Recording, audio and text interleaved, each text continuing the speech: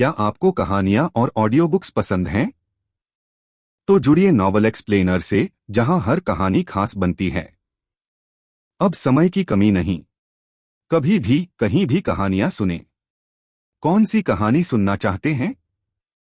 Comment में नाम लिखें। कुछ कहानियां 18 प्लस दर्शकों के लिए हो सकती हैं।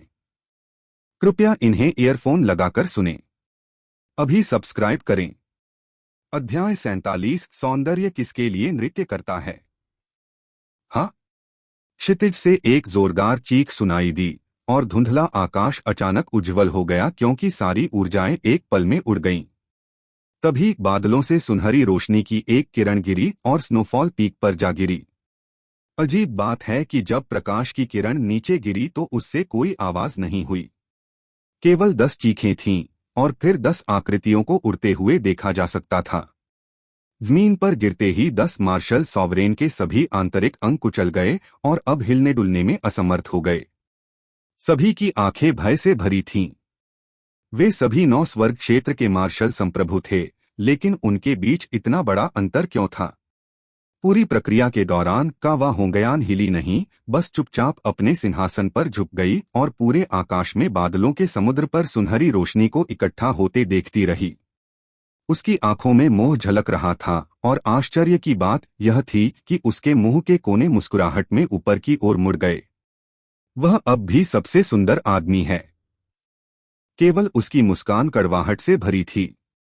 उस विशाल हथेली में संघनित होने के बाद बादलों का अधिकांश समुद्र नष्ट हो गया था। शेष जलवाष्प धीरे धीरे संघनित होकर एक लंबी सीढ़ियों की उड़ान में बदल गई और क्षितिज से सीधे हिमपात शिखर पर गिर गई। कुछ समय बाद आकाश खाली हो गया था। केवल एक चमकदार प्रभामंडल क्षितिज पर लटक रहा था, जो शानदार ढंग से चमक रहा था। तारों की तरह शानदार दिखने वाली आंखों की एक जोड़ी धीरे धीरे आभा में उभरी। कोने में छिपा हुआ छोटा युनशान पूरी तरह से गूंगा हो गया था। वह जोड़ी आंखें इतनी आकर्षक थीं कि हालांकि उसने उन्हें केवल एक बार देखा था, वह जीवन भर उन्हें कभी नहीं भूल सकी। उसकी पुतलियां धीरे धीरे बड़ी हो गईं, लेकिन प्रभामंडल अचानक प्रकाश के कणों में बदल गया और शून्य में विलीन हो गया।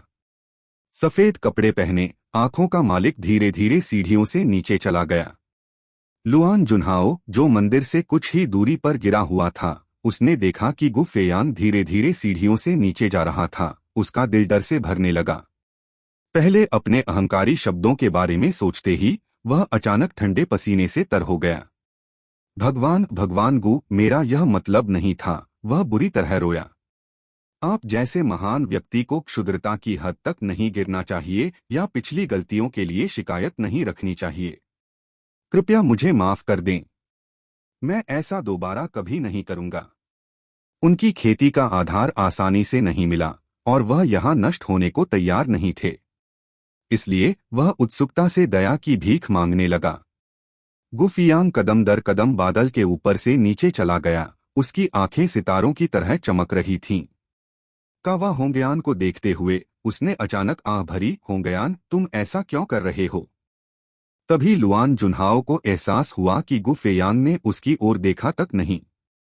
यह पूरी तरह से अस्तित्व की भावना थी जिसे वह, एक छोटा आदमी, अपने दम पर लेकर आया था। यह एक छोटी चींटी की तरह था जो सोच रही थी कि हर कोई उसे देख रहा है, लेकिन वास्तव में वह सिर्फ एक बेचारी छोटी चींटी थी। तिरस्कृत होने से अपमान की भावना तुरंत उसके दिल में उमड़ पड़ी, जिससे वह गुस्से से अपने दांत भींचने लगा। लेकिन उसने एक शब्द भी कहने की हिम्मत नहीं की और केवल गु फियांग को नाराजगी के साथ घूर सकता था। क्यों? होंगयान ने हल्के से आह भरी और उसकी आंख के कोने पर आंसू की एक छोटी सी बूंद चमक उठी। सुंदरता किसके लिए नृत्य करती है? सुंदरता के लिए दुनिया को कौन पलट देगा? मुझे तुम्हारे लिए एक और नृत्य करने दो। अपने सुंदर और आध्यात्मिक चेहरे पर उदासी का स्पर्श लेकर वह उठ खड़ी हुई और नृत्य करने लगी। उसकी लाल पोशाक धीरे धीरे सूर्यास्त के बादलों की तरह उसकी सुंदर आकृति को बरकरार रखे हुए थी। इस क्षण आसपास भरा सारा शोर शांत हो गया और बादलों और जानलेवा आभा का हिलोरदार समुद्र भी शांत हो गया। ऐसा लग रहा था कि दुनिया में केवल बादलों में नृत्य करती एक खूबसूरत आकृति ही बची है। गुफेयांग ने आह भरते हुए कहा, अगर आप इसे गंभीरता से लेंगे तो आप हार जाएंगे। कावा होंग्यान ने व्यंग्यपूर्ण मुस्कान के साथ कहा, मैं पहले ही हार चुका हूं। उसने अपनी आंखों से आंसू पोंछे और अचानक बोली, गुफेयांग, या तो तुम या मैं आज मर जाएंगे। तुम्हारा मेरे लिए कोई मुकाबला नहीं है, और ये 10 कीड़े भी मेरे लिए कोई मुकाबला नहीं हैं। तुम मुझे कैसे मार डालोगे? कावा होंग्यान ने उपहास किया, मैंने केवल इन 10 लोगों को आपकी प्राइमर्डियल क्यूई का कुछ उपभोग करने के लिए यहाँ आमंत्रित किया था। हालांकि मैंने उनसे इतने बेकार होने की उम्मीद नहीं की थी कि वे आपके एक वार का भी सामना नहीं कर पाएंगे। उसने धीरे से एक तलवार उठाई और बैंगनी रोशनी की एक किरण आकाश में उठी, इससे पहले कि पूरा स्नोफॉल पीक तुरंत बैंगनी धुंध के बादल से ढक गया। दूर कई अन्य चोटियों पर महल की वेशभूषा में कुछ महिलाएं एक प्राचीन सरणी की रखवाली कर रही थीं। अचानक उन्होंने एक ही समय में अपनी आंखें खोलीं और आश्चर्य से कहा, यह मास्टर का संकेत है। क्या यह शुरू हो गया है? कुल 7 महिलाओं ने विभिन्न हस्तमुहरों का प्रदर्शन किया और उन्हें उन प्राचीन सरणियों में भेज दिया जिनकी वे रक्षा कर रही थीं। तुरंत प्रकाश की 7 किरणें सीधे आकाश में चली गईं, फिर बैंगनी प्रकाश के एक असीमित द्रव्यमान में बदल गईं और शून्य में उड़ गईं। वह रोशनी जो आकाश को धुंधला कर रही थी, एक पल में बैंगनी बादल में बदल गई, जिससे पूरे शेनक्सियाओ मंदिर को घेरते हुए आकाश में टिमटिमाते तारे दिखाई देने लगे। The purple stars formation. आह भरने से पहले गु फेयांग का चेहरा चमक उठा। ऐसा लगता है कि तुम सचमुच मुझे मार डालना चाहते हो। अपने चेहरे पर एक उदास मुस्कान के साथ क्यों होंगयान ने कहा, हजारों साल पहले शेनक्सियाओ मंदिर द्वारा निर्मित पर्वत सुरक्षा संरचना का हजारों वर्षों से उपयोग नहीं किया गया है। आज यह अविवाहित शिष्या क्यों होंगयान इस बर्फबारी शिखर पर गु फियांग को मारने के लिए इस संरचना और अपने हाथ में बैंगनी बादल तलवार का उपयोग करेगी। पूरे आकाश में तारों ने अथाह मात्रा में बैंगनी धुंध उत्सर्जित की, जो छोटे छोटे गिरे हुए फूलों में बदल गई और शून्य में बेतहाशा घूमने लगी, गु फियांग की ओर बहने लगी। जवाब में उसने हल्के से एक पैर से जमीन पर लात मारी और उसका शरीर गिरे हुए पत्ते की तरह खूबसूरती से पीछे की ओर चला गया। पर्पल स्टार्स फॉर्मेशन सितारों की शक्ति खींच सकता है, और मेरे हाथ में पर्पल क्लाउड तलवार शेनक्सियाओ मंदिर के आसपास के पहाड़ों की शक्ति को अवशोषित कर सकती है। स्नोफॉल पीक पर और बैंगनी सितारों के नीचे मैं यहाँ भगवान हूँ। गुफियांग, चाहे आप कितने भी शक्तिशाली क्यों न हो, आप निश्चित रूप से आज मर जाएंगे। गुफेयांग पहाड़ की तरह सीधा और अविचल खड़ा था, जबकि उसकी जड़ सफेद आस्तीन बिना किसी हवा के भी उसके चारों ओर बादलों की तरह बह रही थी। वह इनमें से किसी से भी परेशान नहीं लग रहा था, अपनी आंखें अपने दाहिने हाथ पर केंद्रित कर रहा था। किसी समय उसके हाथ में एक साधारण सी दिखने वाली तलवार आ गई थी। पुराने दोस्त, अब चमकने की तुम्हारी बारी है, वह फुसफुसाए। साटन जैसी रोशनी की एक धारा धीरे धीरे तलवार से निकलकर आकाश की ओर प्रवाहित हुई, मानो ब्रह्मांड से तारों की एक नदी बह निकली हो। इस समय गु फियांग एक तलवार पकड़े हुए देवता की तरह लग रहा था, क्योंकि वह स्वर्ग पर चढ़ने वाला था। अचानक तलवार से ड्रैगन की दहाड़ निकली और फिर तेजी से चौड़ी तलवार में तब्दील होने लगी। ब्लेड पानी की तरह तरंगित था और उस पर सूर्य, चंद्रमा, पहाड़ों, नदियों, फूलों, कीड़ों, पक्षियों और जानवरों के पैटर्न उकेरे गए थे। इसमें से लगातार ड्रैगन की दहाड़ें निकल रही थीं, जबकि ब्लेड से तेज रोशनी की किरणें निकल रही थीं। आपके पास करोड़ों सितारे हो सकते हैं, लेकिन मैं अपनी तलवार के एक वार से उन सभी को नष्ट कर दूंगा। स्टार स्लैश तलवार दुनिया भर में सर्वोच्च शासन करती है। Please subscribe the novel explainer channel. क्यों होंगयान की अभिव्यक्ति थोड़ी बदल गई। पर्पल क्लाउड तलवार ने बैंगनी धुंध का एक गुबार उत्सर्जित किया जो आकाश में उड़ गया, जबकि उसका असाधारण चेहरा प्रकाश के छोटे छोटे बिंदुओं से भर गया, जैसे कि वह तलवार की आत्मा में बदल गया हो। रात भर आसमान में रहस्यमयी बर्फबारी हुई। नश्वर लोगों से नहीं बल्कि भूत और देवताओं से पूछें। बैंगनी बादल की तलवार नश्वर लोगों से नहीं पूछें। एक तलवार ने दुनिया भर में सर्वोच्च शासन किया, एक तलवार ने नश्वर लोगों से नहीं पूछा। Please subscribe the novel explainer channel. जैसे ही स्वर्ग और पृथ्वी के अनियंत्रित दबाव ने पूरे शून्य को भर दिया, हजारों सितारों का मोहभंग हो गया और छोटे युनशान की पुतलियों में बिखर गए। परिणामस्वरूप उसे अपनी छाती में असामान्य जकड़न महसूस हुई और वह बेहोश होने लगी। उसने अपनी आंखें खुली रखने की बहुत कोशिश की, बस उस आदमी और उसकी सितारों जैसी चमकती आंखों पर एक और नजर डालने के लिए। हालांकि दबाव बहुत ज्यादा था। चाहे उसने कितनी भी कोशिश की हो, आखिरकार उसकी आंखें बंद हो गईं। युनशान की याददाश्त वहीं खत्म हो गई क्योंकि वह बेहोश हो गई थी। जब तक वह उठी, उसने सुना कि उसका स्वामी एक एकांत खेत में चला गया है और उसकी अन्य सभी बहनें वहां से चली गई हैं और अन्य चोटियों पर चाचा स्वामी बन गई हैं। पूरे स्नोफॉल पीक पर कोई और नहीं था। उस पल में उसने दृढ़ता से शेनक्सियाओ मंदिर छोड़ने का फैसला किया और आंखों की उस जोड़ी को फिर से देखने के लिए महाद्वीप पर घूमना शुरू कर दिया। बाद में उसे पता चला कि उस दिन के अंत में उसका मास्टर हार गया था। वैंक्विशर मार्शल सॉवरेन गु फियांग ने केवल एक चाल से 9 हेवंस क्षेत्र के 10 मार्शल सॉवरेन को हराया था और फिर शेनक्सियाओ मंदिर के मास्टर क्यू होंगयान को हराया था। इस तरह के अंत से पूरे महाद्वीप में हंगामा मच गया और उनकी प्रतिष्ठा अपने चरम पर थी। लेकिन फिर खबर आई कि गु फेयांग तियानडांग पर्वत में गिर गया है। युनशान को यकीन नहीं हो रहा था कि भगवान जैसी आंखों वाला एक आदमी मर जाएगा। इस संसार में उसे कौन मार सकता है। बाद में वह तियानशुई राज्य पहुंची और जियालन अकादमी में रुकी क्योंकि इसमें पूरे महाद्वीप में गु फेयांग की सबसे ज्वलंत मूर्ति थी। जब उसके विचार 15 साल पहले दूर हो गए तो युनशान की आंखों में एक असीम अकेलापन दिखाई दिया। उसकी नजर यूनक्सियाओं पर घूम रही थी, जैसे वह कुछ ढूंढ रही हो। उस दिन मार्शल आर्ट के मैदान में इस युवक का आचरण बिल्कुल गु फियांग की मूर्ति जैसा था। युनशान ने व्यंग्यपूर्ण मुस्कान के साथ बुदबुदाया, यह अफसोस की बात है कि तुम वह नहीं हो। उसे अभी भी अपने मालिक की आंखों का निराश भाव याद है। सुंदरता किसके लिए नाचती है और सुंदरता के लिए दुनिया को कौन उलट देगा। यहाँ तक कि मास्टर, जो अमर के समान सुंदर और शक्तिशाली है, उसके योग्य नहीं है। मुझे तो छोड़ ही दें, वह मन ही मन बुदबुदाई। युंगसियाओ को अपने दिल में कुछ महसूस हुआ और उसका चेहरा थोड़ा सा चमक उठा। काफी देर तक इंतजार करने और जवाब न मिलने पर किन यांग ने ठंडे स्वर में कहा, वह कौन है? क्या मैं उसका नाम जानने के योग्य भी नहीं हूं? युनशान को होश आया। उसने किन यांग की ओर देखते हुए व्यंग्य भरी मुस्कान दी और कहा, वह मर चुका है। मर गया?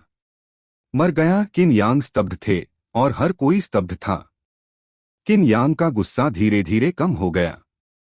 कोई फर्क नहीं पड़ता कि वह कौन है, चूंकि वह मर चुका है तो मेरे पास एक मौका है, उसने धीमी आवाज में कहा। उसने ऐसा क्या किया कि तुम उससे इतना प्यार करने लगी? अगर वह ऐसा कर सकता है तो मैं भी ऐसा कर सकता हूं। युनशान ने ऊपर देखा और बहुत प्यारी मुस्कान बिखेरी। तुम भी यह कर सकते हो। तो सुनो।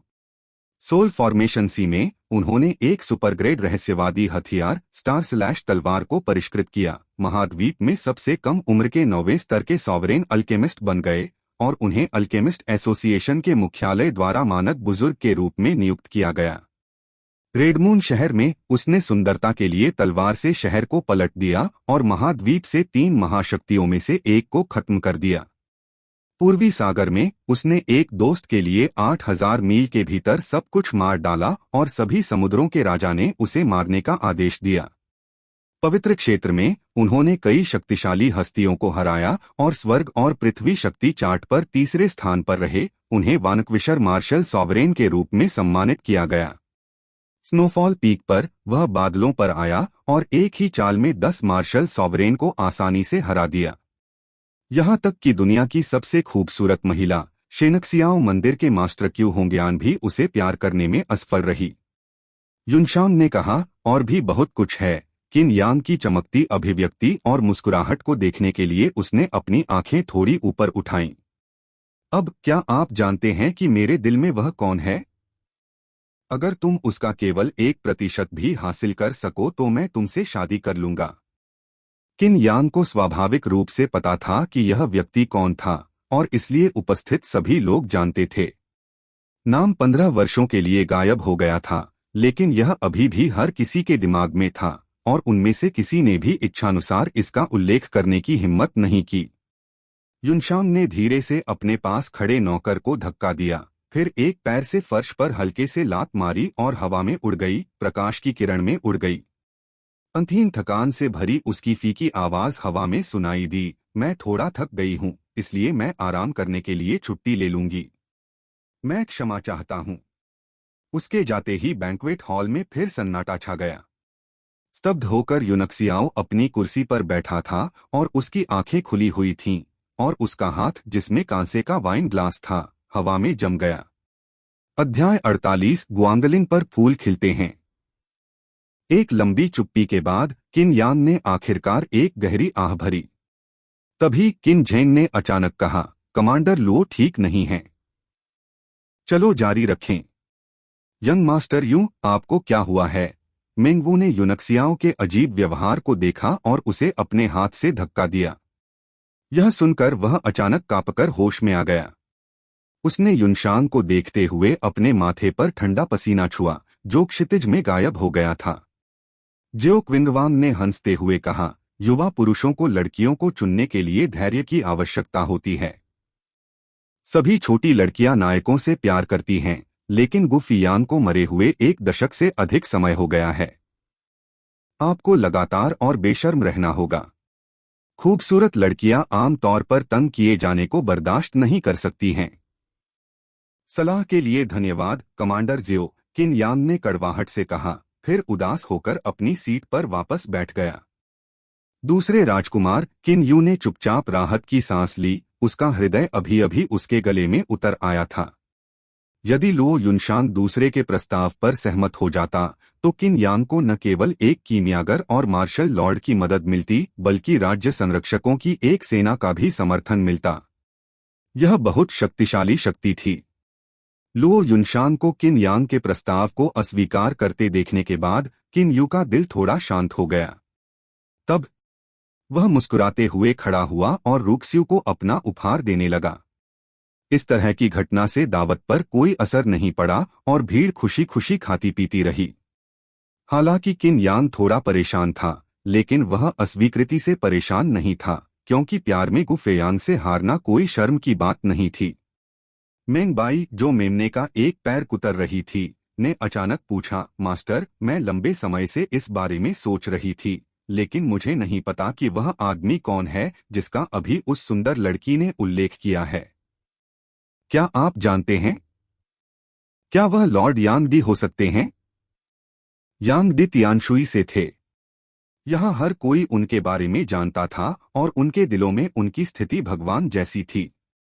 मिंगवू ने उसकी ओर देखा और कहा, वह लॉर्ड यांग डी के गुरु लॉर्ड गु फेयांग सबसे शक्तिशाली व्यक्ति हैं। जियालन अकादमी में मूर्ति उनकी छवि के बाद बनाई गई थी। ओह, यह वही है, मैंने पहले भी मूर्ति देखी है। हालांकि वह विस्मयकारी दिखता है, लेकिन वह सुंदर नहीं है। मेंगबाई हैरान हो गई और बोली, तो उसने दुनिया में सबसे सुंदर को क्यों अस्वीकार कर दिया? क्या वह मूर्ख है? अहम अहम। युनक्सियाओ का मुंह शराब से भर गया और वह जोर जोर से खांसने लगा। तुम्हें पता है, बकवास। इसे कहते हैं फूलों के गुच्छों के बीच से गुजरना, लेकिन किसी भी पत्ते से पकड़े नहीं जाना, उसने गुस्से से कहा। बकवास। मुझे लगता है कि वह या तो मूर्ख है या समलैंगिक है, मेंगबाई चिल्लाई। भाई चेन, भाई हान, आप क्या कहते हैं? चेन जेन हंसे। हाँ हाँ हाँ, मुझे भी लगता है कि वह लड़का एक समलैंगिक है। हालांकि मैं शेनक्सियाओ मंदिर के मास्टर से कभी नहीं मिला हूं, क्योंकि उसे दुनिया की सबसे खूबसूरत महिला के रूप में सराहा जाता है। वह एक बहुत ही आकर्षक महिला होगी। एक सामान्य आदमी उसके द्वारा कैसे लुभाया नहीं जा सकता है। अरे यंग मास्टर युन, आपका चेहरा इतना काला क्यों हो रहा है? मुझे मत बताओ कि आपका उस समलैंगिक के साथ संबंध था। आपने उसके सामने साबुन नहीं उठाया, क्या आपने? हाँ हाँ। समलैंगिकता के उनके बार बार उल्लेख ने युनक्सियाओ को क्रोधित कर दिया। आप मार्शल आर्ट के एक वरिष्ठ के प्रति इतना अपमानजनक कैसे हो सकते हैं, उसने झल्लाते हुए कहा। मेरी प्रेमिका का सम्मान करो, चेन ज़ेन चिल्लाया। क्या वह हमसे थोड़ा सा ही अधिक ताकतवर नहीं है? क्या वह लोगों को मारते समय हमसे थोड़ा सा ही अधिक उग्र नहीं है? इन खूबसूरत महिलाओं को देखो। उनमें से हर कोई गु फेयांग का नाम सुनते ही निम्फोमेनियाक हो जाता है। फूकर अकेले इस बात से वह पूरे महाद्वीप में पुरुषों का सार्वजनिक दुश्मन है। हान बाई, क्या आपको ऐसा नहीं लगता? हान बाई ने गंभीरता से सिर हिलाया और कहा, बेशक। यहाँ तक कि दुनिया की सबसे खूबसूरत महिला को भी उससे प्यार हो गया था, और मुझे लगता है कि वह अकेले इसके लिए मरने का हकदार था। क्या आपको ऐसा नहीं लगता, यंग मास्टर युन? युंगसियाओ, आप भगवान गु फेयांग की निंदा न करें, मिंगवू ने क्रॉसली कहा। यदि आप उसके बारे में एक और बुरा शब्द कहते हैं तो मैं शिक्षक लुओ को बताऊंगा। हम भगवान गु फेयांग के लिए शिक्षक लुओ की प्रशंसा के साथ आप जानते हैं कि आपको किन परिणामों का सामना करना पड़ेगा। चेन ज़ेन और हान बाई ने तुरंत डर के मारे अपनी जीभ वापस खींच ली। दूसरी ओर मेंग बाई डरी नहीं और जोर से बोली, तुम किस बात से डरते हो? वह एक समलैंगिक है। वहां मैंने यह कहा। तो क्या हुआ? डरो मत भाई चेन और भाई हान, मैं आपका समर्थन करता हूं। पिताजी। युनक्सियाओ ने उसे मेज के नीचे थप्पड़ मारा और गुस्से से कहा, आप कल जियालन अकादमी के 10 गुना गुरुत्वाकर्षण कक्ष में जा रहे हैं और 10 दिनों तक वहीं रहेंगे। क्या? चलो मास्टर। 10 दिन, मेंग बाई मेज के नीचे चिल्लाई। हम मेंगवू ने भी गुस्से में कहा, आज से तुम खाना खुद बनाओगी और अपने कपड़े खुद धोओगी। तुम घर का सारा काम करोगी। यह भगवान गु फेयांग की निंदा करने की आपकी सजा है। बहन, मैं गलत था, कृपया मुझे माफ कर दो, मेंग बाई चिल्लाती रही, लेकिन किसी ने उस पर ध्यान नहीं दिया। लोग अपने उपहार पेश करने के लिए मुख्य बैंक्वेट हॉल में आते रहे और रक्सू पहले से ही थोड़ा थक गया था। जब युनक्सियाओ ने मेंग बाई को थप्पड़ मारा तो उसने काफी शोर मचाया, जिसने तुरंत उसका ध्यान आकर्षित किया। युनक्सियाओ को देखकर उसकी आंखें चमक उठीं और उसने चिल्लाकर कहा, ये युनक्सियाओ, तुमने मेरे लिए क्या उपहार तैयार किया है? गिनती में से एक का सबसे बड़ा बेटा, जो उसके सामने विजयी रूप से खड़ा था और वाक्पटुता से अपने उपहार का परिचय दे रहा था, एक पल में बेहोश हो गया और बड़ी शर्मिंदगी के साथ बैंक्वेट हॉल में खड़ा हो गया। उसके पिता, जो सेकेंडरी बैंक्वेट हॉल में बैठे थे, ने असहाय होकर अपने बेटे की ओर देखा। वह आदमी तुरंत उपहार छोड़कर निराश होकर बाहर चला गया। चौंककर युनक्सियाओ ने मदद के लिए चेन ज़ेन और हान बाई की ओर देखा। क्या आपको भोजन के लिए कोई उपहार लाना होगा?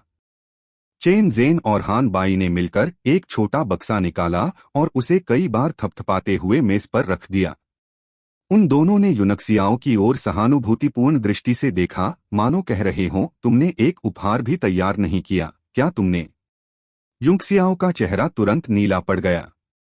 हम मुझे मत बताओ कि कोई यहाँ मुफ्तखोर बनने आया है, ली यी ने ठंडे स्वर में उपहास किया। मुफ्तखोर? हाँ, आप चीजों की कल्पना करने में सचमुच बहुत अच्छे हैं, युनक्सियाओ ने खर्राटा लिया। अरे, यह आदमी हमें नीची दृष्टि से देख रहा है। मास्टर, आपने जो उपहार तैयार किया है उसे बाहर निकाले ताकि हर किसी की आंखें खुल जाएं, मैं बाई तिरछी आवाज में चिल्लाई। रुक्स्यू ने खुशी से कहा, ली युनक्सियाओ, तुमने मेरे लिए क्या उपहार तैयार किया है? इसे जल्दी लाओ। सभी लोग उत्सुक थे क्योंकि उनकी नजर युनक्सियाओ पर टिकी हुई थी।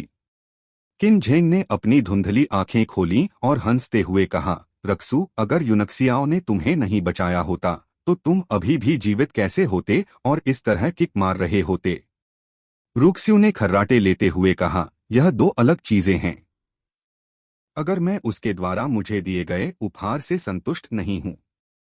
हम युनक्सियाओ का दिमाग दौड़ रहा था। जल्द ही वह अपने पैरों पर खड़ा हुआ और मुस्कुराया। उन्होंने कहा, आप जानते हैं कि मैं गरीब हूं। मेरे पास तुम्हें देने के लिए इन रईसों और प्रतिष्ठित लोगों के बेटों से बेहतर कुछ नहीं है। ओह, और यह उड़ाऊ नौकर। इसलिए मैंने आज केवल तुम्हारे लिए एक राग बजाने का इरादा किया है। राजकुमारी अधिक स्वस्थ और अधिक सुंदर हो। यह सुनकर लीई जोर से हंस पड़ी। कोई धुन बजाओ। हाँ हाँ, तुम बेचारे आदमी जो तुम्हें सितार बजाते हुए सुनना चाहता है। महल में सैकड़ों संगीतकार हैं। बेहतर होगा कि तुम ली परिवार को शर्मिंदा न करो। ओल्ड 8, क्या अब बोलने की आपकी बारी है? याद रखें कि आप कौन हैं। यूनक्सियाओं की आवाज ठंडी थी। आप ली गुस्से से आग बबूला हो रही थी। जब लोग उसके दागों को उजागर करते थे तो उसे इससे नफरत थी, खासकर जब तियानशुई के सभी शक्तिशाली लोग आज यहाँ थे। अपने दिल में उसने पहले ही यूनक्सियाओं को मौत की सजा दे दी थी। थोड़ी देर रुकने के बाद रुक्सू ने ताली बजाई और खुशी से झूम उठी। बहुत बढ़िया। मुझे नहीं पता था कि तुम्हें सितार बजाना आता है। मैं तुम्हें बजाते हुए सुनना चाहता हूँ। उपस्थित सभी लोग छुप छुप कर सिर हिला रहे थे। तुलनाएं घृणित थीं। जब उन्होंने बहुत सारे पैसे से खरीदे गए उपहारों की पेशकश की तो राजकुमारी शायद ही मुस्कुराई थी, लेकिन लड़के के प्रदर्शन, जिसकी कीमत 1 पैसा भी नहीं थी, ने वास्तव में उसे बेहद खुश कर दिया। जल्द ही दरबारी संगीतकारों ने मुख्य बैंक्वेट हॉल में जिदर टेबल, जिदर, एम्बरग्रीस, धूप और अन्य चीजें रख दीं। इस बीच किन झेंग ने हंसते हुए कहा, ड्यूक जिंदगुओ अपने पूरे जीवन में एक सैन्य अधिकारी रहे हैं और जनरल फीलॉन भी मार्शल आर्ट में अच्छे हैं। मुझे उम्मीद नहीं थी कि उनका वंशज संगीत में कुशल होगा। यूनक्सियाओ धीरे धीरे उधर की ओर चला और उसकी आभा अचानक बदलने लगी। यह देखकर ज्योक विंगवांग की पुतलियां थोड़ी सिकुड़ गईं। हालांकि वह संगीत के बारे में कुछ नहीं जानता था, फिर भी यूनक्सियाओ से निकलने वाली एक ग्रैंडमास्टर की आभा से वह हैरान था। जैसे ही वह सितार के सामने बैठा, यूनक्सियाओ का चेहरा गंभीर हो गया। उसकी आंखों में एक स्वप्निल दृश्य उभर आया, मानो वह अनंत दूरी तक देख रहा हो। बिना एक शब्द कहे उसने अपनी आंखें हल्की सी बंद कर लीं और खाली ठंडे बांस के जंगल को याद करने लगा। वह भगवान की तरह सुंदर और स्मार्ट था और उसने सफेद कपड़े पहने हुए थे। उसके वस्त्र की शुद्ध सफेद आस्तीन बिना हवा के लहरा रही थी, जिससे ऐसा लग रहा था जैसे बादल उसके चारों ओर बह रहे हों। उस दिन का गुफेयांग, आज काली यूनक्सियाओ। उसने धीरे से अपना हाथ उठाया और सितार पर सहलाया। यह एक अच्छा जिदर था, लेकिन केवल एक अच्छा जिदर था। यह उनके हेवन मेलोडी डिवाइन जीथर की तुलना में कुछ भी नहीं था। प्रकाश की एक किरण गिरी और यूनक्सियाओ की उंगलियों पर चमकते हुए धीरे धीरे नीचे की ओर बहने लगी। अचानक पूरी दुनिया शांत हो गई और चांदनी की एक किरण उस पर बरस पड़ी। इससे वह ठंडा और अकेला लग रहा था, और फिर भी उसे इसके बारे में पता नहीं चल रहा था क्योंकि वह बस अपने हाथों को घूर रहा था। यह है गुआंगलिंग मेलोडी। रुक्स्यू की आंखें और भी चौड़ी हो गईं। जब सितार बजाया गया तो कीड़े कौड़ों और मेंढकों की चहचहाहट सहित सभी आवाजें बंद हो गईं। चारों ओर छाई हुई नरम चांदनी दुनिया का रंग बदल रही थी, जैसे हजारों फूल अचानक खिलते हैं, जैसे रात की मंद रोशनी को चीरते हुए राग पूरे स्वर्ग और पृथ्वी पर गूंज उठता है। एक समय के बाद, जब किसी को पता ही नहीं चला कि यह कितना समय था, संगीत पहले ही फीका पड़ चुका था। ऐसा लग रहा था जैसे वह चांदनी के साथ आया था और अब असीम अकेलेपन से भरे रात के आकाश में लौट आया था। बैंक्वेट हॉल में कोई आवाज नहीं थी, मानो वहां कभी कोई आया ही न हो। बहुत दिनों बाद अचानक हॉल के बाहर एक आदमी चिल्लाया, महाराज, महामहिम, आंगन में सभी फूल खिल रहे हैं। क्या? रात में फूल कैसे खिल सकते हैं? हर कोई हैरान था। गलियारे के दोनों किनारों पर सभी प्रकार के फूल खिलते थे और एक समृद्ध सुगंध फैलाते थे, जिससे हर कोई इसे सूंघकर आराम और ताजगी महसूस करता था। गुआंगलिंग मेलोडी पर फूल खिले। तारों से भरे आकाश के नीचे चांदनी पानी की तरह लहरा रही थी और फूल सुंदरता और सुगंध के साथ खिल रहे थे। यह सदमे से हर कोई होश में आया और स्थिर खड़ा रहा। रुक्स्यू की आंखें चमक उठीं और वह धीरे से बुदबुदाया, कितना सुंदर! चांद के नीचे के फूल कितने सुंदर हैं। यह अफसोस की बात है कि शिक्षक लो पहले ही चले गए हैं। अन्यथा अगर वह यह राग सुनती तो उसे कैसा लगता। जियो क्विंगवांग ने यूनक्सियाओ को जटिल रूप से देखा और धीमी आवाज में कहा, किंवदंती है कि जब वे पहली बार मिले थे तो गु फेयांग ने कियोंगहुआ द्वीप के बैंगनी बांस के जंगल में यह गुआंगलिंग मेलोडी बजाया था। उस समय पहले से ही ठंड और बर्फबारी हो रही थी, लेकिन इस दिव्य संगीत ने फूल भगवान को जगाया, जिन्होंने फूलों को खिलने का आदेश दिया। मुझे उम्मीद नहीं थी कि हमारे जैसे सामान्य लोग आज इस मेलोडी को सुनने के लिए इतने भाग्यशाली होंगे। यह केवल स्वर्ग का है और शायद ही ऐसा होगा। पृथ्वी पर सुना। यूनक्सियाओ को भी एक झटका लगा और आह भरते ही खूबसूरत चेहरा उसके दिमाग में घूम गया। सुंदरता किसके लिए नाचती है और सुंदरता के लिए दुनिया को कौन पलट देगा? हाँ, अद्भुत। आपने बहुत अच्छा खेला। हंसते समय किन झेंग ने ताली बजाने का बीड़ा उठाया। मैं इतने वर्षों से जीवित हूँ, लेकिन अब ही मुझे पता चला है कि दुनिया में इतना सुंदर संगीत भी है। मेरे पास जितने भी दरबारी संगीतकार हैं वे बकवास हैं। मैं उन सभी को पैक करके कल ले आऊंगा। अब जब राजा ने उसकी प्रशंसा की तो उपस्थित सभी लोगों ने तालियां बजाईं और जोर से जय जयकार किया। अध्याय 49 गोली जहरीली है। ली यी का चेहरा बेहद उदास हो गया। अगर वह अच्छा खेलता है तो इसमें बड़ी बात क्या है? उसने एक सिक्का भी खर्च नहीं किया और राजकुमारी को कोई वास्तविक लाभ नहीं मिला। मेरे दानव जानवर के अंडे की तुलना में उसका उपहार अच्छा नहीं है। रक्सू के चेहरे पर अचानक घृणा का भाव झलक गया जब उसने ठंडे स्वर में एक शब्द कहा, अश्लील। यहां तक कि जियो क्विंगवांग भी बीमार महसूस करने से खुद को रोक नहीं सका। आज का सबसे मूल्यवान उपहार यह राग है। अगर मैं इसे दोबारा सुन सकता हूं तो चाहे कितनी भी ऊंची कीमत क्यों न हो, मैं भुगतान करने को तैयार हूं। ली यी ने ईर्ष्या से अपने दांत पीस लिए। कमांडर जियो, यदि आप इसे दोबारा सुनना चाहते हैं तो आप उन्हें कुछ और बार बजाने के लिए कह सकते हैं। यूनक्सियाओ ने हंसते हुए कहा, सबसे अनुकूल परिस्थितियों में एक दिव्य राग अवश्य बजाया जाना चाहिए। उस दिन उस बैंगनी बांस के जंगल में दुनिया की सबसे खूबसूरत महिला थी और आज यहाँ महल में राजकुमारी रुक्स्यू है। केवल तभी संगीत का यह टुकड़ा फूल भगवान को प्रभावित कर सकता है।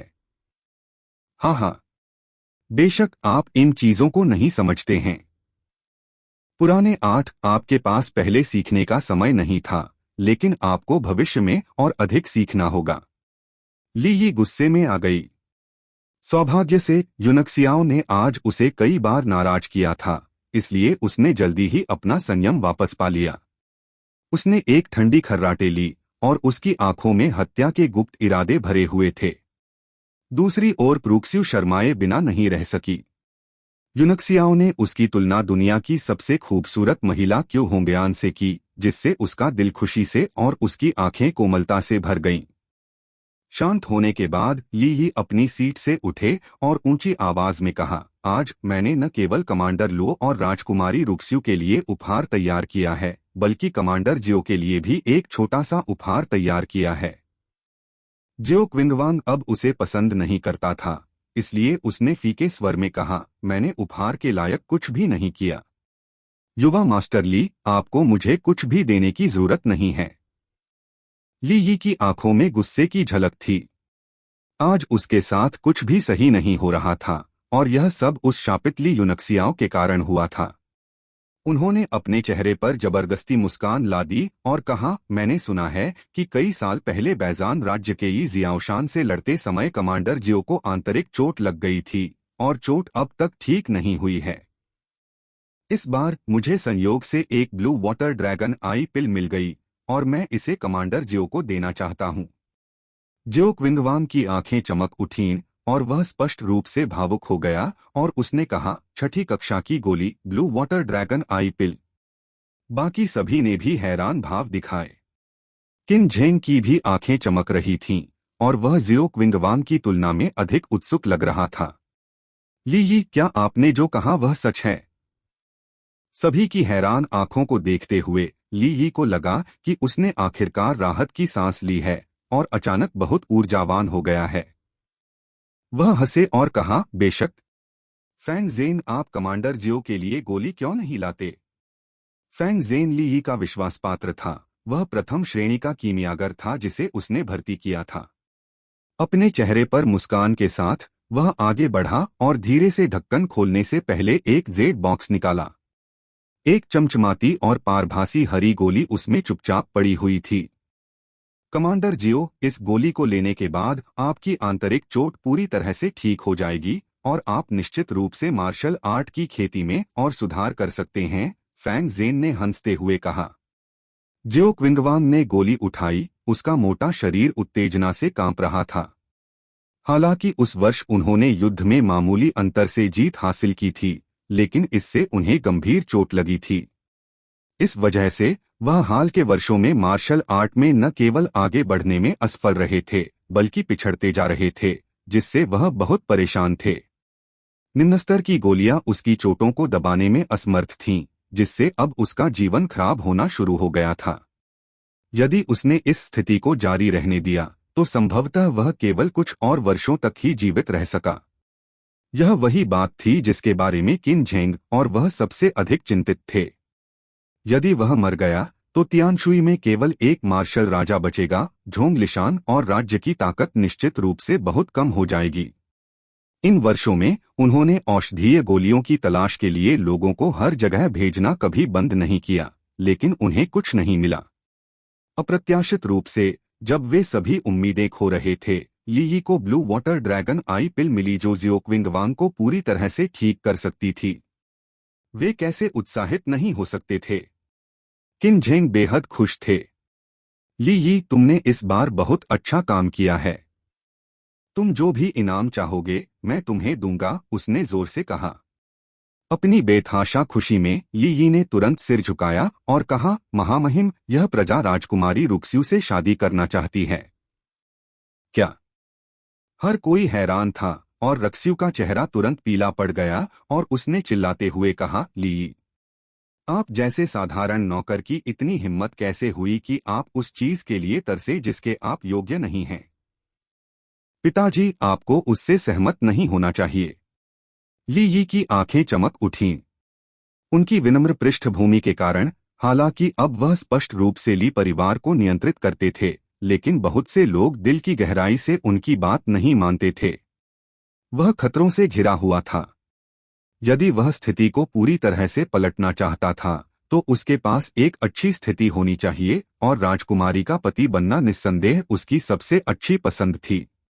इसके अलावा किन रुक्स्यू एक खूबसूरत लड़की थी और वह लंबे समय से उससे प्यार करता था। किन झेंग रुक गया और अचानक चुप हो गया। अपने दिल में उसने गुप्त रूप से खुद को बहुत अधिक आवेगी होने और बहुत अधिक वादा करने के लिए दोषी ठहराया। अब वह क्या करे? ऐसा इसलिए था क्योंकि उसने यह अवसर देखा था कि ली यी ने अपना अनुरोध किया था।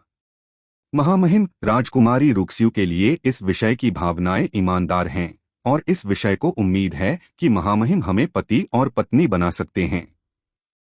जब उसने पाया कि किन झेंग बात नहीं कर रहा है तो रुक्स्यू चिंतित हो गई। पिताजी, आप सचमुच ऐसा नहीं कर सकते। किन झेंग की आंखों में अनिच्छा की झलक थी, लेकिन उसने आखिरकार अपना मन बना लिया और गहरी आवाज में कहा, रक्सू, तुम इस मामले में दृढ़ इच्छा शक्ति नहीं रख सकते। राज्य में ली यी का योगदान बहुत बड़ा है और इसके अलावा मैं अपने शब्दों से कभी पीछे नहीं हटता। मुझे उससे तुम्हारी शादी करने में राहत महसूस हो रही है क्योंकि मुझे विश्वास है कि वह तुम्हारे प्रति ईमानदार है। अन्यथा वह तुम्हारे लिए इतना कीमती दानव जानवर का अंडा नहीं ढूंढ पाता। उसने सब कुछ पता लगा लिया था और ली परिवार को नियंत्रण में रखने के लिए उसे ली यी की भी आवश्यकता थी। हालांकि एक बेटी अनमोल थी, लेकिन उसके शासनकाल की तुलना में उसका कोई मतलब नहीं था। क्या रुक्स्यू को सिर से पैर तक ठंडक महसूस हुई, जैसे वह किसी बर्फीले तहखाने में गिर गई हो। उसके पिता, जो उसे हमेशा सबसे अधिक प्यार करते थे, वास्तव में अपने दुहक और आक्रोश में उसने राक्षस जानवर का अंडा निकाला और हवा में फेंक दिया। मुझे वह नहीं चाहिए जो उसने मुझे दिया। उसके हाथ में मौजूद तलवार से ठंडी रोशनी की किरण फूट पड़ी। अंडा हवा में ही आधा टूट गया और फिर जमीन पर गिर गया। अत्यधिक बदबूदार कीचड़ का एक पूल पूरे फर्श पर फैल गया और पूरा मुख्य बैंक्वेट हॉल तुरंत दुर्गंध से भर गया। सभी ने जल्दी से अपनी नाक ढक ली और टूटे हुए अंडे को आश्चर्य से देखा। क्या यह सचमुच खराब अंडा था? सबकी निगाहें अजीब हो गईं। ली यी खुद भी स्तब्ध थे और उनका चेहरा शर्म और गुस्से से ढका हुआ था। उसे आशा थी कि वहां एक छेद होगा जहां वह अब छिप सकता है। पिताजी, यह सचमुच एक खराब अंडा है, रूक्सू ने अचानक बहुत खुश होते हुए कहा। उसने मुझे धोखा दिया था और फिर भी उसने कहा कि मेरे लिए उसकी भावनाएं सच्ची हैं। पिता, मुझे आशा है, किन झेंग ने भौहें सिकोड़ते हुए कहा। यह चीज बेहद दुर्लभ और कीमती है, इसलिए आम लोग कैसे बता सकते हैं कि यह अच्छा है या बुरा? खराब अंडा खरीदना साबित करता है कि ली यी को किसी ने धोखा दिया था। हाँ हाँ, महामहिम सही कह रहे हैं। यह विषय धोखे का शिकार है। वह लानत विक्रेता, ली यी ने दांत पीसते हुए कहा। किन झेंग ने अपना गला साफ किया और कहा, एक दोष जेड की महिमा को अस्पष्ट नहीं कर सकता। ली यी ने राज्य में बहुत बड़ा योगदान दिया है, इसलिए मैं यह आदेश देता हूं कि रुक्स्यू। रुको! अचानक एक बहुत ही बेसुरी आवाज ने किन झेंग के शब्दों को बाधित कर दिया। यूंगसियाओ ने हल्के से मुस्कुराते हुए कहा, यह ब्लू वाटर ड्रैगन आई पिल नकली है। क्या? किन झेंग गुस्से में थे कि यूनक्सियाओ ने उन्हें बीच में रोकने की हिम्मत की थी, लेकिन जैसे ही उन्होंने ये शब्द सुने, उन्होंने अपना गुस्सा दबा दिया। उसी समय उपस्थित सभी लोग चौंक गए और उनकी पुतलियां सिकुड़ गईं। सभी दरबारियों और राजा के सामने एक नकली गोली पेश करना एक बड़ा अपराध था जिसके लिए सिर कलम करना पड़ सकता था। अकेले ही यह गोली जियोक्विंगवांग के लिए थी।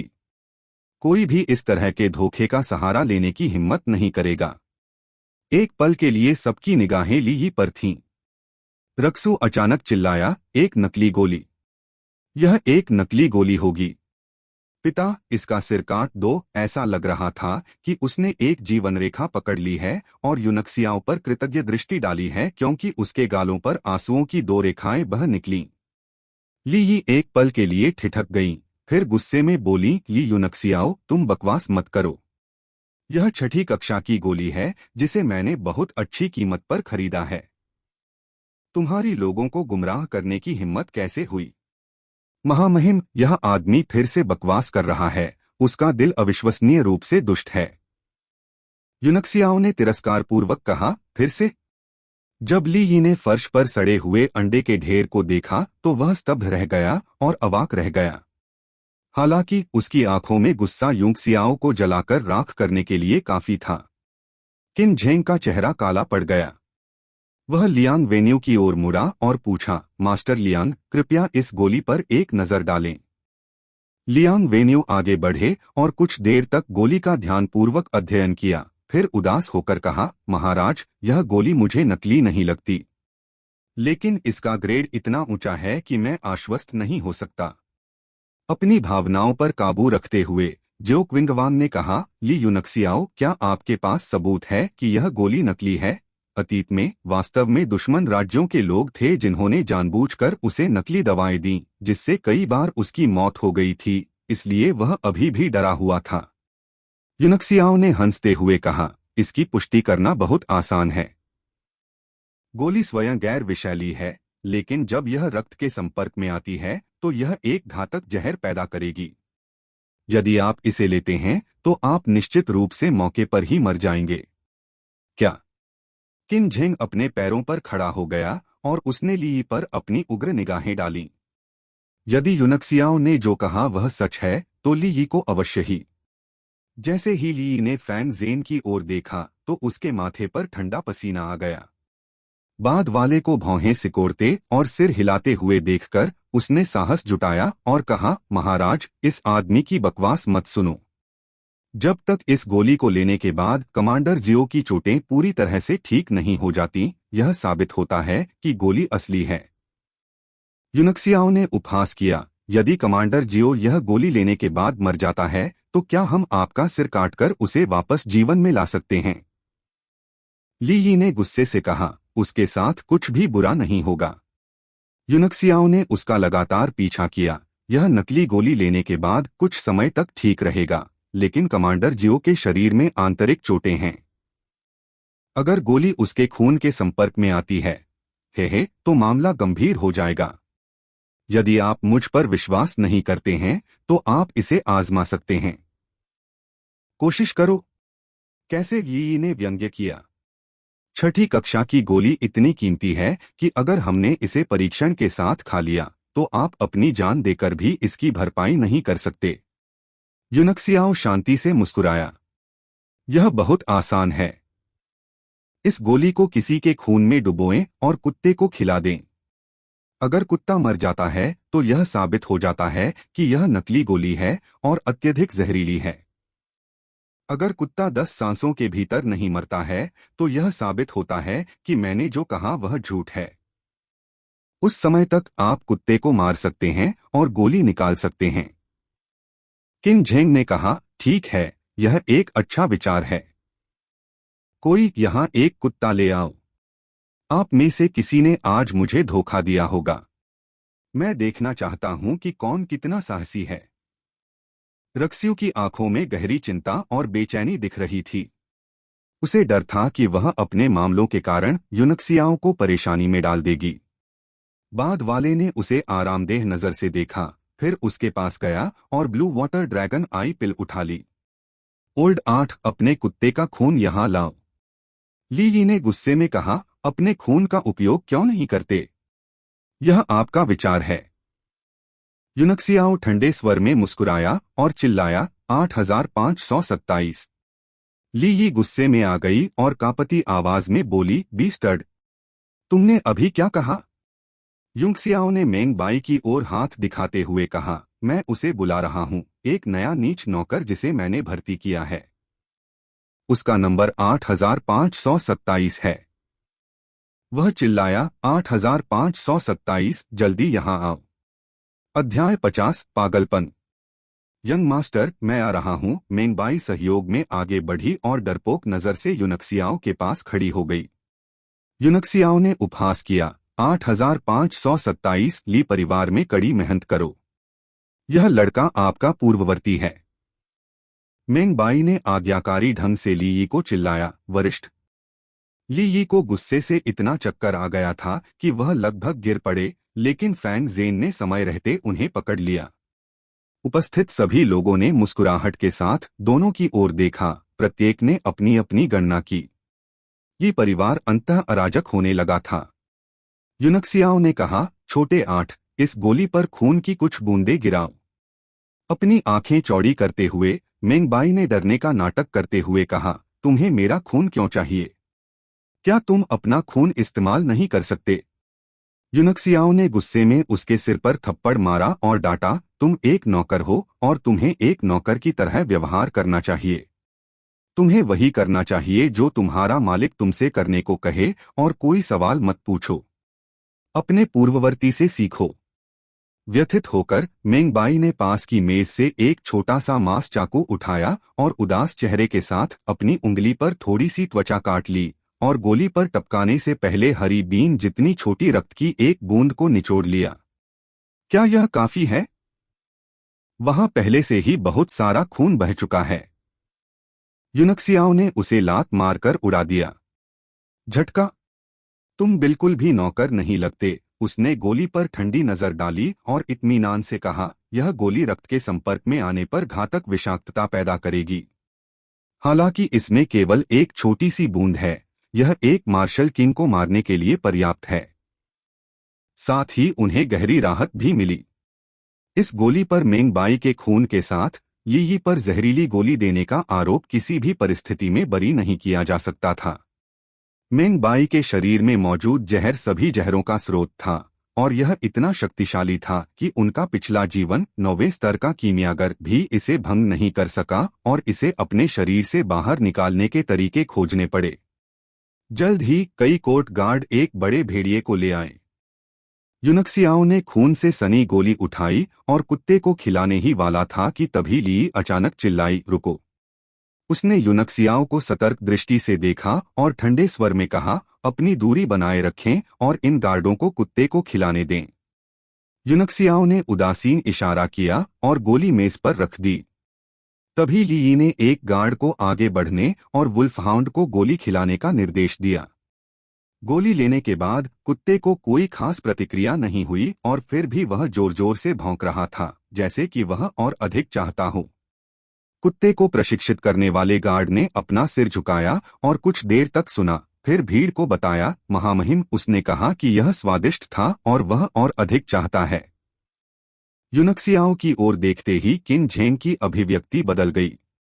इस बीच रूक्स्यू का रंग पीला पड़ गया और वह अपने शरीर को छोड़कर सारी ताकत के साथ अपनी कुर्सी पर वापस बैठ गई।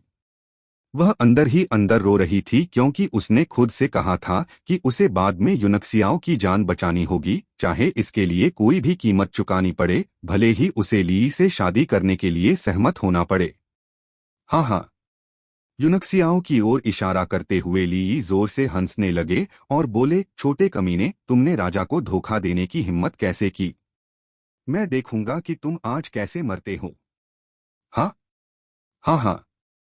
वह दिल खोलकर हंसा और सारी रात उसके हृदय में जो अवसाद दबा हुआ था वह इस क्षण निकलता हुआ प्रतीत हुआ। लेकिन कुछ देर हंसने के बाद अचानक उसे थोड़ी ठंड महसूस हुई। बैंक्वेट हॉल में तापमान तेजी से गिरता हुआ लग रहा था और ठंडी हवा के निशान उसकी त्वचा में रिस रहे थे। फिर उसने यूनक्सियाओं को ठंडेपन से और मुस्कुराते हुए उसकी ओर देखते हुए पाया, जैसे कि वह किसी जोकर और मरे हुए आदमी को देख रहा हो। ली फिर भड़क उठी।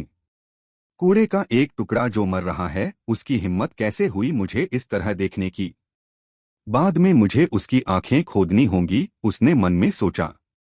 लेकिन उसे अचानक महसूस हुआ कि कुछ गड़बड़ है, क्योंकि उसने देखा कि उसके आसपास हर कोई उसे बिल्कुल यूनक्सियाओं की तरह देख रहा था। उस पर मौत का एहसास आ गया, जिससे उसका दिल तुरंत बैठ गया। उसने पीछे मुड़कर देखा कि वुल्फहाउंड, जो अभी भौंक रहा था, काले, हरे, पीले, लाल और कई अन्य रंगों में बदल गया था। संक्षेप में, वह एक रंगीन मृत कुत्ते में बदल गया था, पूरी तरह से मृत। जब ली के पैर ढीले हो गए तो उसने डर के मारे चिल्लाना शुरू कर दिया, जिससे वह जमीन पर गिर गया। उसने कुत्ते की ओर इशारा करते हुए कांपती आवाज में कहा, कहां से? तुम्हें यह रंग बिरंगा मरा हुआ कुत्ता कहां से मिला? जैसे ही उसने कहा, आप क्या सोचते हैं, किन झेंग के शरीर से एक भयंकर जानलेवा आभा फूट पड़ी। ली निराशा में चिल्लाया, कैसे? यह कैसे संभव है? उसने यूनक्सियाओं की ओर इशारा किया और गुर्राया, यह तुम हो, यह तुम ही हो। तुमने स्वस्थ कुत्ते को छुपाया होगा, यह अवश्य ही होगा। स्वस्थ कुत्ते को बाहर निकालो और इस मृत कुत्ते को ले जाओ। बैंक्वेट हॉल में हर कोई चुप था और आश्चर्य से देख रहा था जब ली एक जोकर की तरह जमीन पर लुढ़क रही थी। दूसरी ओर ली परिवार के सदस्यों की आंखें चमक रही थीं और उनके चेहरे उत्साह और खुशी से भरे हुए थे। जहरीली गोली देने से ली की मृत्यु अवश्यंभावी थी। उन्होंने यह नहीं सोचा था कि जिस समस्या ने उनके परिवार को इतने लंबे समय तक परेशान किया था, वह इतनी आसानी से हल हो जाएगी। परिवार में से प्रत्येक ने यूनक्सियाओं को विस्मय से देखा। महामहिम, महामहिम, ली, यूनक्सियाओं ने अवश्य ही उस स्वस्थ कुत्ते को छुपाया होगा। आपको उसे दंडित करना होगा और उसके पूरे परिवार को फांसी देनी होगी। ऐसा लग रहा था कि ली अपने दिमाग से बाहर हो गई है। आज वह जहां था वहां पहुंचना उसके लिए आसान नहीं था, लेकिन अब सब कुछ टूट रहा था, जिससे वह थोड़ा पागल हो गया था और बकवास करना शुरू कर दिया था। किन झेंग भी गुस्से में था। उसने ली परिवार पर लगाम कसने के लिए एक कठपुतली को विकसित करने में बहुत मेहनत की थी, लेकिन अब इस कठपुतली ने इतनी गंभीर गलती कर दी है। यदि उसने बाद वाले को नहीं मारा तो वह ज़ियोक विंगवांग को यह कैसे समझाएगा? हालांकि अगर उसने उसे मार डाला तो वह ली परिवार को कैसे रोकेगा? गुस्से में वह चिल्लाया, कोई ली और इस फैंग ज़ेन को खींचकर जेल में डाल दो। ली और फैंग ज़ेन को सबके सामने घसीटकर बाहर निकाला गया। वे दोनों चिल्लाते रहे कि वे निर्दोष हैं, लेकिन किसी ने उनकी बात पर ध्यान नहीं दिया। किसी भी तरह किन झेंग के रवैये ने सभी के मन में संदेह पैदा कर दिया।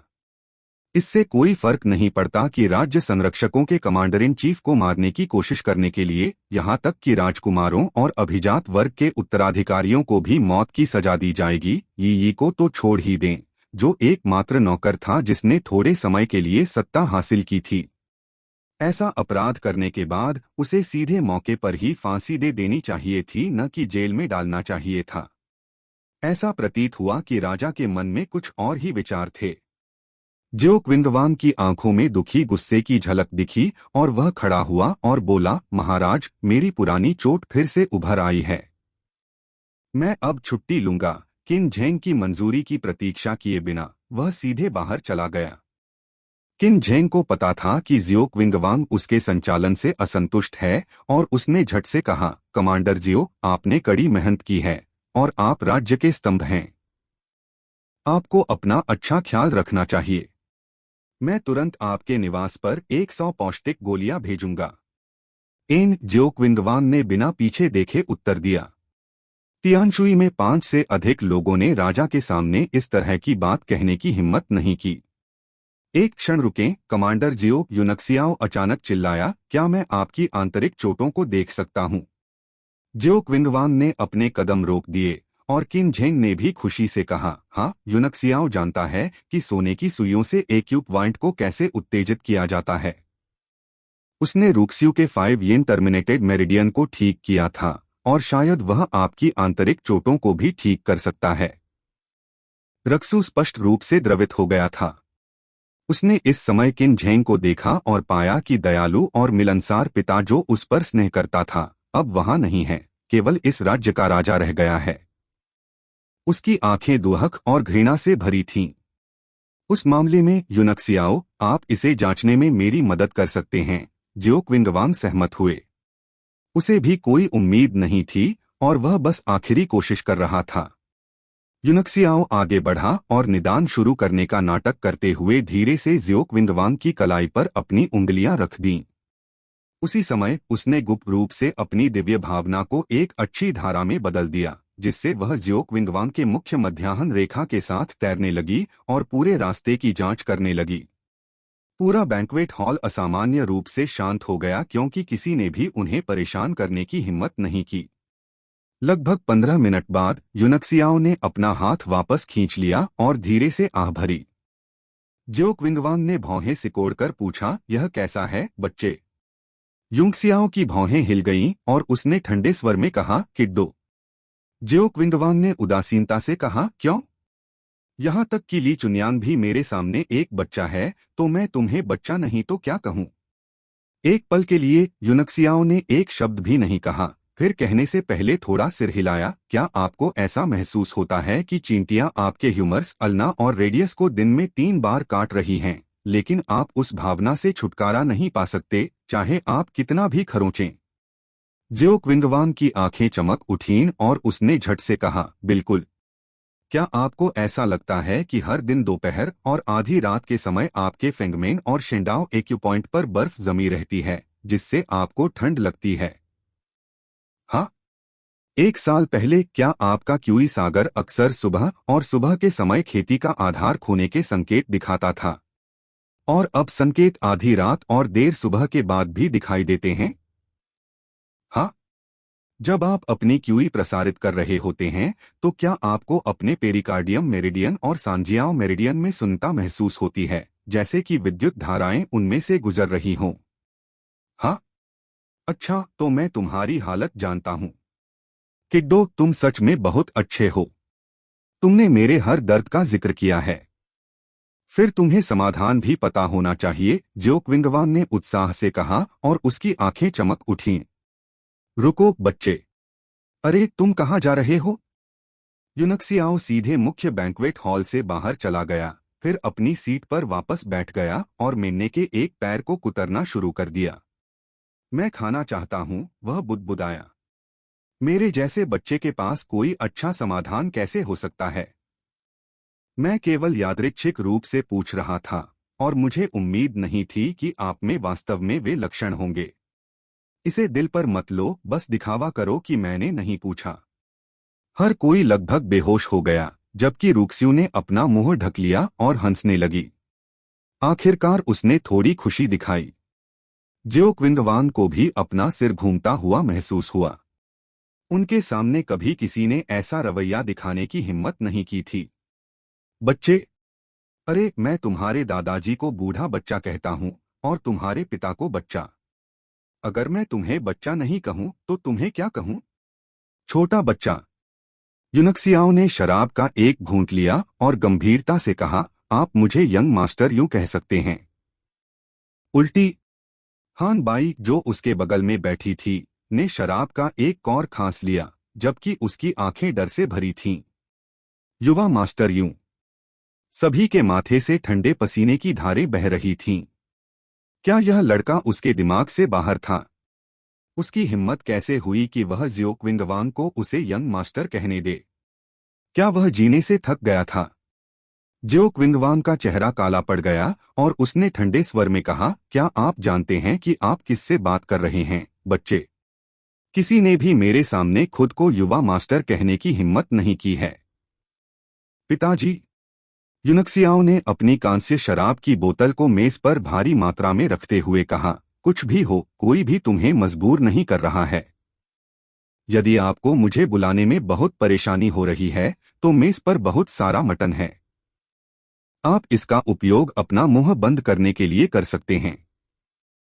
वहां मौजूद हर कोई हैरान रह गया। किसी ने भी जियो क्विंगवान को इस तरह अपमानित करने की हिम्मत नहीं की थी, राजा ने भी नहीं। किन झेंग ने भी अपने माथे पर ठंडा पसीना पोंछा। जियो क्विंगवान एक पल के लिए चौंका, फिर गुस्से में आ गया। जैसे ही वह यूनक्सियाओ की ओर बढ़ा, उसने अचानक अपनी आभा छोड़ दी। हर कदम के साथ जमीन पर पड़ी नीले पत्थर की ईंट टुकड़े टुकड़े हो गई। यंग मास्टर यूं। जल्दी से कमांडर जियो के सामने अपनी गलती स्वीकार करें। क्या आप जीना नहीं चाहते? हान बाई ने यूनक्सियाओ को कुछ तेज धक्के दिए। इस समय जियो क्विंगवान पहले से ही उसके पास चला गया था। उसे एक ऐसी नजर से घूर रहा था जो चाकू की तरह तेज थी, जैसे कि दूसरे के दिल को देख रही हो। उनके आसपास के सभी लोगों को दबंग आभा का एहसास हुआ और वे इसके अनुकूल नहीं बन पाए। इसलिए उन्होंने एक के बाद एक तेजी से अपनी सीटें छोड़ दीं। अध्याय 51, एक लंबी बातचीत। यूनक्सियाओ ने शांति से देखा। उसके चेहरे पर कोई डर नहीं था, केवल शाश्वत शांति और तारों भरी आंखों की एक जोड़ी थी। कितना प्रभावशाली ढंग है, मार्शल किंगजियाओ, उसने सपाट स्वर में कहा। सभी ने ठंडी सांस ली और भय से एक दूसरे की ओर देखने लगे। यह लड़का सचमुच मरना चाह रहा था। वह सचमुच अपने दिमाग से बाहर हो गया था। ये बाइफेंग, जो मुख्य बैंक्वेट हॉल में थे, जल्दी से बाहर खड़े हुए और झुके।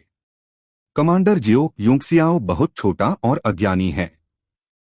मुझे आशा है कि आप पुराने मास्टर की खातिर उसे माफ कर सकते हैं। हाँ हाँ। जियो क्विंगवान अचानक हंसने लगा, फिर आगे बढ़ा और सीधे यूनक्सियाओ के बगल में बैठ गया और उसने यूनक्सियाओ के कंधे पर थप्पड़ मारा और कहा, ली चुन्यांग के उत्तराधिकारी के रूप में आपके पास उसका आचरण है। हाँ हाँ। मैं इतना दिलचस्प बच्चा क्यों नहीं पैदा कर सकता?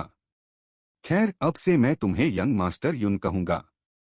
उपस्थित सभी लोग ठंडे पसीने से लथपथ थे। जियो क्विंगवान कब से इतना मिलनसार हो गया? Please subscribe the novel explainer channel. जियो क्विंगवान ने मेज पर रखे मेमने का एक पैर उठाया और उसे कुतरने लगा। युवा मास्टर यूं, क्या मेरी चोटें ठीक हो सकती हैं? यूनक्सियाओ ने चुपचाप मांस खाया। जियो क्विंगवान का गला लगभग भर गया और वह फुसफुसाया, लड़के, बहुत दूर मत जाओ। मैं तुम्हें पहले ही बहुत कुछ दे चुका हूं।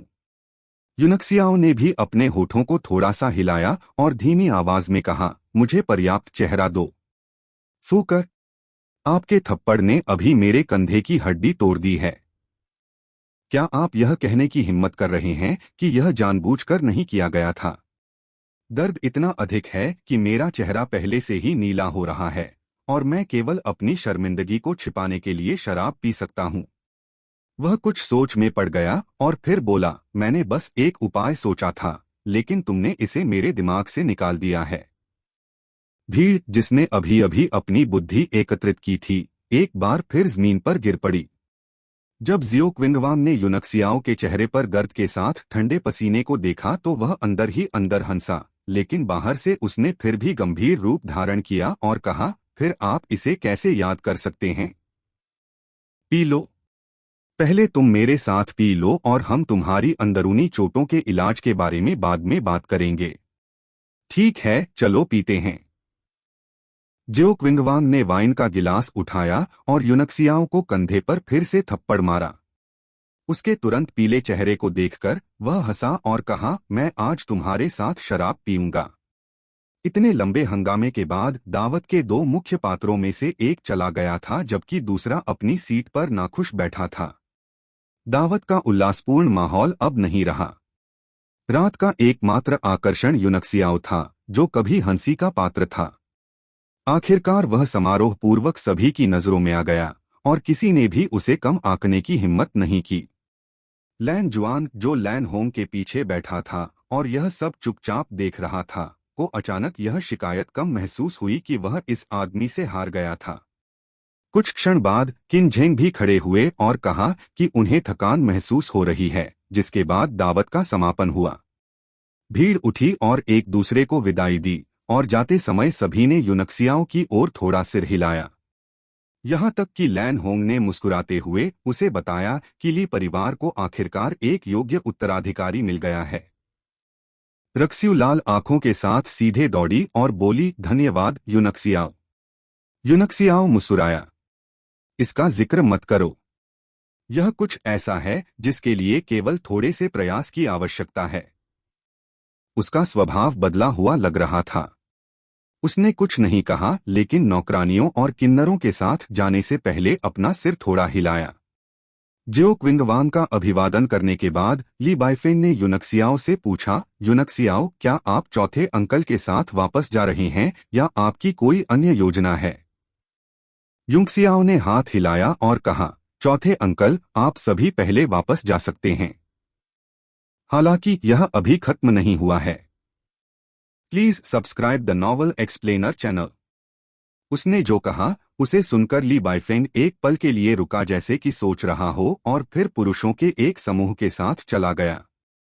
जियो क्विंगवांग भी कुछ सोच रहा था और उसकी आंखों में गुस्से की चमक थी।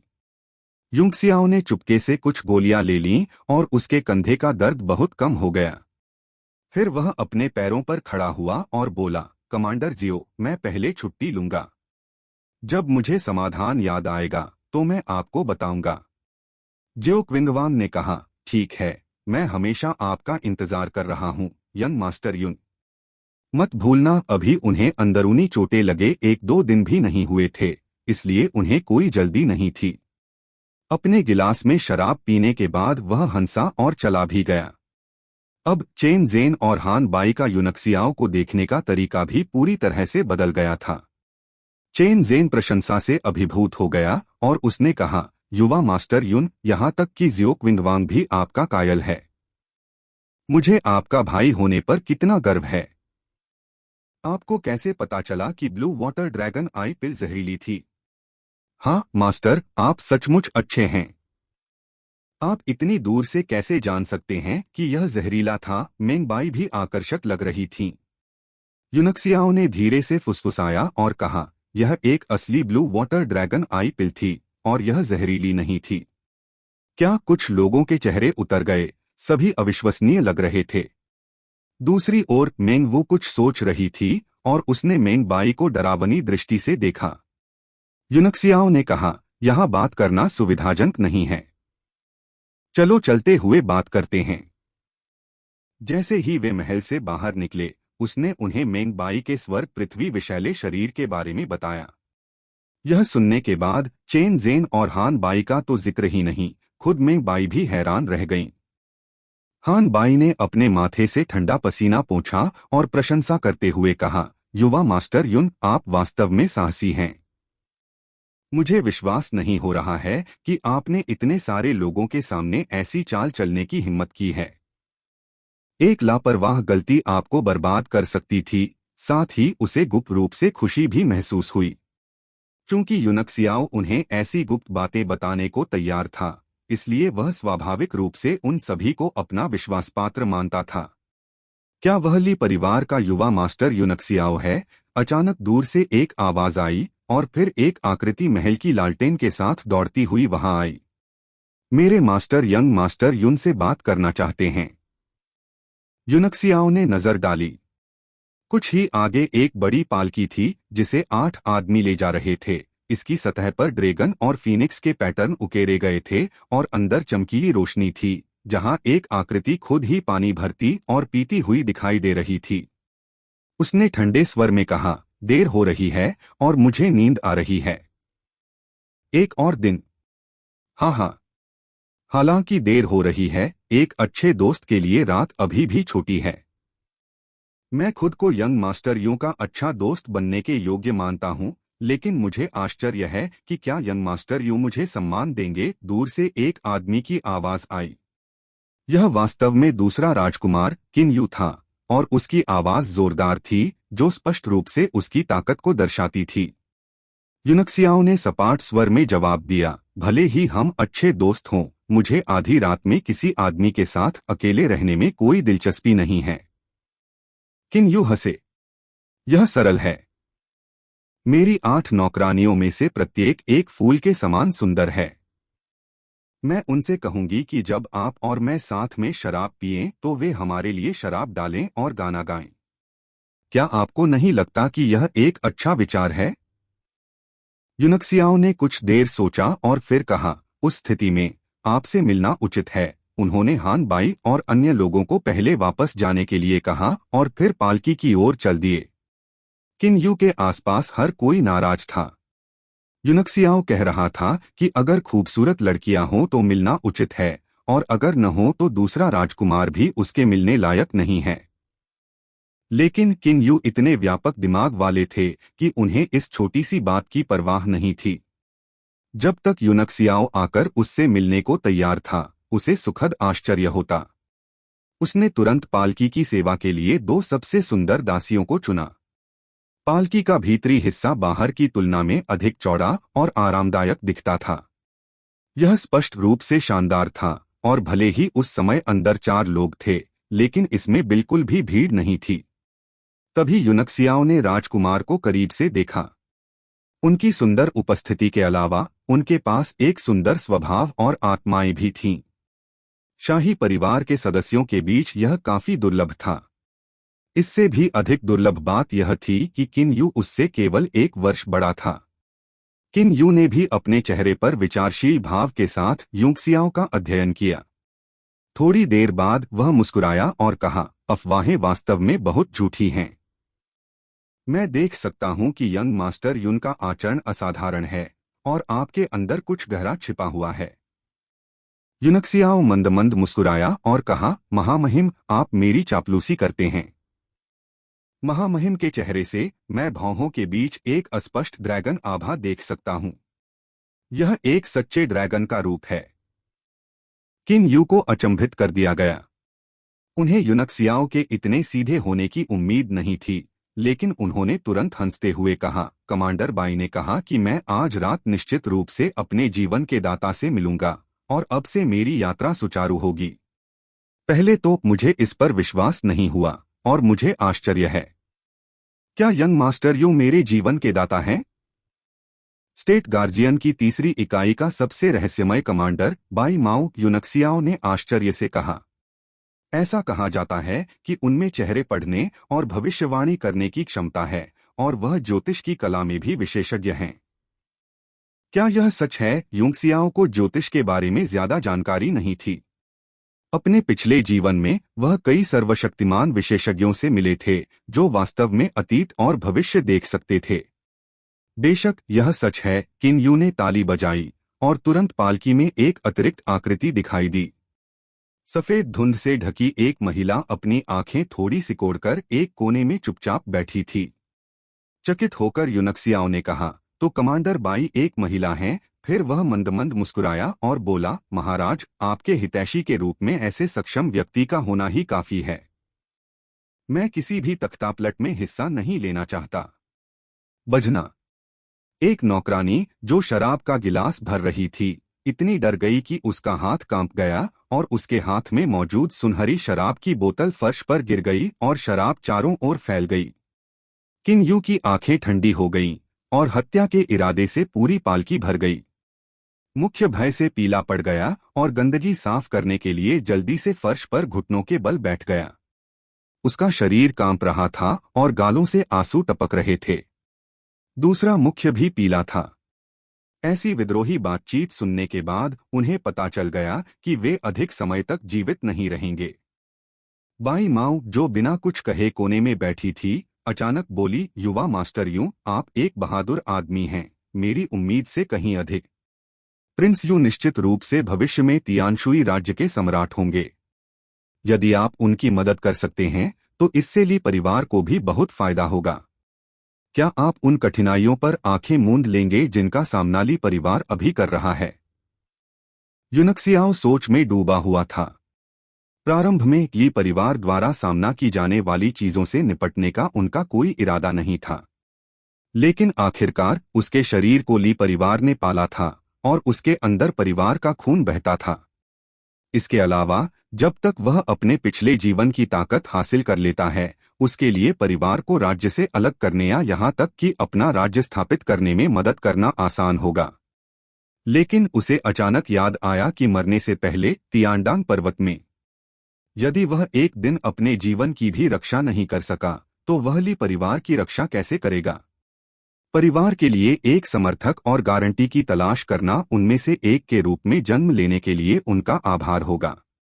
उन्होंने आह भरते हुए कहा, मैं चाहता हूं कि प्रिंस यू वादा करें कि जब तक आप जीवित हैं, आप यह सुनिश्चित करेंगे कि ली परिवार हमेशा समृद्धि, प्रतिष्ठा और शांति का आनंद उठाए।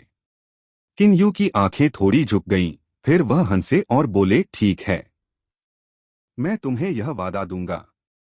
जब तक मैं जीवित हूं और जब तक ली परिवार का विद्रोह का कोई इरादा नहीं है, मैं यह सुनिश्चित करूंगा कि ली परिवार हमेशा समृद्धि, प्रतिष्ठा और शांति का आनंद उठाए। अपना वादा करने के बाद उसने धीरे से आह भरी। ली परिवार ने राज्य के लिए बहुत बड़ा योगदान दिया है। हमें यही करना चाहिए था। बहुत बुरा हुआ कि मेरे पिता।